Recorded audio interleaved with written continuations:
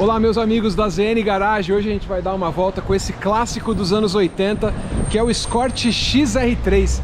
Que carro legal, a gente vai conhecer ele em todos os detalhes. Estou aqui na frente da loja, a gente vai pegar ele para dar uma voltinha e eu vou contar a história e tudo mais aqui para vocês no vídeo. Desde já, se inscrevam, acompanhem o canal da ZN Garage e venha visitar o showroom da ZN, porque sempre tem clássicos incríveis aqui. Bora dar uma volta?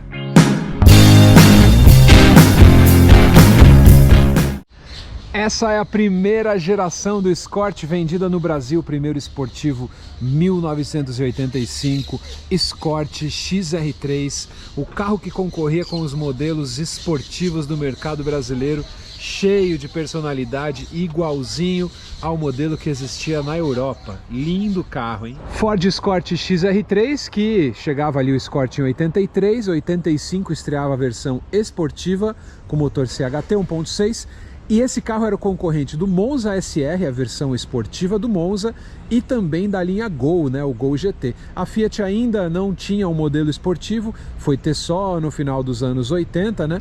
Então ali naquela virada 85, muitos modelos nacionais ganharam belas versões esportivas como o Escort.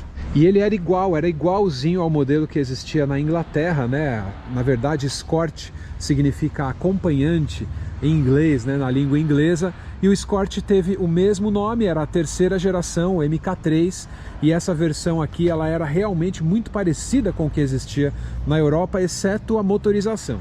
E o XR3 era ainda mais bonito. O XR3 tinha esse grande aerofólio aqui, né, um aerofólio decorativo aqui na traseira, ele tinha as garras de para-choque, ele tinha o emblema do XR3, esse carro que é original até na lanterna, farol de milha, tudo é original nesse carro, que foi completamente restaurado, até os bancos originais.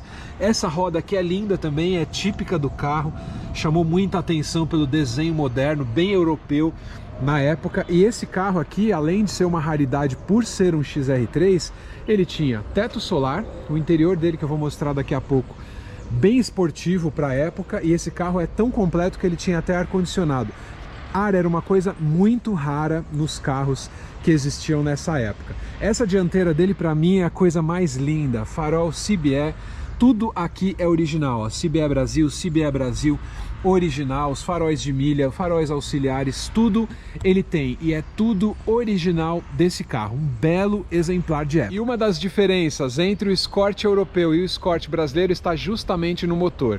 Em 1983, a engenharia da Ford trabalhou na atualização daquele motor que vinha no Corcel, que por sua vez vinha na verdade na linha Renault, porque o Corcel era um Renault 12, era o motor Cléon Fonte, depois foi até usado na época no Gordini, né? E aqui no Escort a gente tinha uma versão muito atualizada e moderna desse motor, que era o CHT Fórmula, né? Um motor 4 cilindros com a faixa de 86 cavalos, né? Que era um bom rendimento para a época, né? Ele tinha bom rendimento principalmente em baixa rotação, né? Era um motor bastante modernizado para a época, e CHT vem de alta turbulência, né? Porque as câmaras dele, né? Toda a parte da motorização era para aproveitar ao máximo o combustível e dar mais desempenho. E aí então você tem no Escort essa fórmula desse motor que foi muito usada pela Ford até o comecinho dos anos 90 e também nos carros da Auto Latina. Aqui só para você ver o quão original que é esse carro, né? Como ele tá bem inteiro. Plaquetinha de identidade que mostrava os itens, né, opcionais do carro, 1.6, álcool, Escort XR3 era álcool, que mais? Antena, limpador traseiro, trava elétricas, embaçador traseiro, interior cinza, cor 6, teto solar, ar-condicionado, tem toda a identidade aqui, e aí você não tem aquele problema de colocarem coisas que não são itens do carro, né? Aqui ó, detalhe zincado, aqui a identificação do carro e aqui a plaquetinha dele com o número do chassi, Ford Motors Company Brasil, Henry Ford, enfim, todos os detalhes desse carro originais. E aqui a tampa, um detalhe, né? Ela tinha o isolamento também para evitar o barulho do motor. Enfim, um carro muito bacana para essa época. E apesar da crise que se vivia no Brasil, uma inflação muito grande, né? Poucas novidades, nessa época até salão do automóvel parou de ter, era uma crise muito grande, a indústria automobilística vivia mesmo, né? Então para quem podia comprar um carro desse, um esportivo, era quem tinha grana, porque era a versão mais cara do Escort, assim como o Monza SR era a versão mais cara do Monza, e na linha Gol também o GT, depois o GTS era a versão mais cara do Gol. Olha que interessante aqui, o interior dele é totalmente original, os bancos dele originais também, seguindo o padrão europeu, o volante pequenininho e o painel dele que era o considerado mais bonito da época. E era o mais bonito da época, primeiro, volante pequeno, que era carro esportivo, o padrão era volante pequeno, né? O consumidor jovem queria sempre um carro com esse apelo jovem. O painel dele era bem completo, né? Temperatura, combustível. Os mostradores são voltados um pouco mais para o motorista, o que é bem legal. Conta-giros, né? O velocímetro normal com odômetro parcial. Aqui você tem o injetor de gasolina. Para ligar o carro frio, você injeta ele aqui. Aí você puxa o afogador aqui, ó. Depois ele vai voltando conforme o carro esquenta. Carro padrão da metade dos anos 80, né? Principalmente esses carros aí álcool da linha Ford, que eram muito bons. Aqui você tem um exemplar raro, porque ele tem ar-condicionado também. Então esse ar-condicionado ficava desse lado aqui e pouquíssimos tinham ar-condicionado. As saídas de ar, o painel dele, que é padrão da época.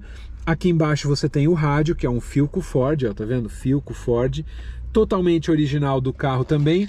Aqui você tem o acendedor e o cinzeiro, não é um porta-objetos, já me corrigiram antes. Tá vendo, ó? Fechamento, mais um porta-objetos, mais um porta-objetos e o câmbio manual de 5 marchas aqui embaixo. E outra coisa muito legal, né? Um carro com teto solar original, né? O que é bem bacana. E aqui você tinha um relógio digital quartz, que também era considerado na época uma coisa muito moderna, né?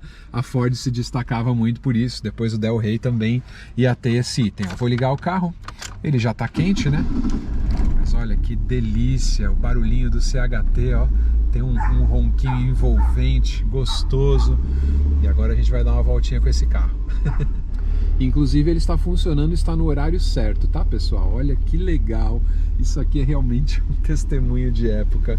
É demais esse carro. Vamos dar uma voltinha a bordo do Escort XR3. Que carrinho gostoso. Esse motor na época, né, ele não era um motor 1.8, era um motor 1.6. Então ele andava menos que os concorrentes. O pessoal de Ford pode até ficar bravo, mas o CHT andava menos, rendeu até o apelido de CH Triste, porque o desempenho dele era modesto, mas era um motor bom, em baixa rotação, era um motor legal. O legal desse carro era realmente o apelo esportivo, né? Porque um esportivo legítimo e tal, não era, já eram outros tempos, desde que a Ford tinha tirado o Maverick de produção, que era o GT, final dos anos 70. Esse aqui é um típico carro da década de 80. E a engenharia da Ford fez o máximo possível na época para trabalhar bem esse motor 1.6 CHT. Esse motor, na verdade, ele foi lançado na década de 60 com a linha Renault, chamava Cleon Fonte. E na linha Ford chamava Ford Sierra. E aí em 83, que é o ano que eu nasci, a Ford lançou o motor CHT, que tinha outro sistema de admissão de combustível, outra câmara, né, todo retrabalhado. E aqui nesse carro ele tinha 86 cavalos, que era uma boa potência para a época, não era ruim não. E é curioso que esse carro aqui tem ar-condicionado, mas ele não tem nem direção hidráulica, mas ele tem vidro, tem trava, tem som. Era o completo da época, só que ele não tinha a direção hidráulica. Mas é muito gostoso de andar, todo mundo repara, o painel dele é lindo, é bem completo. Então assim, é um carro típico da década de 80. E um momento que a Ford fabricava aqui exatamente o mesmo tipo de carro que ela tinha na Europa, né? Coisa que a gente nunca mais teve. Que o Escort que a gente tinha no Brasil, tirando o motor, era a mesma geração do modelo europeu. Isso era muito legal para nós aqui no Brasil.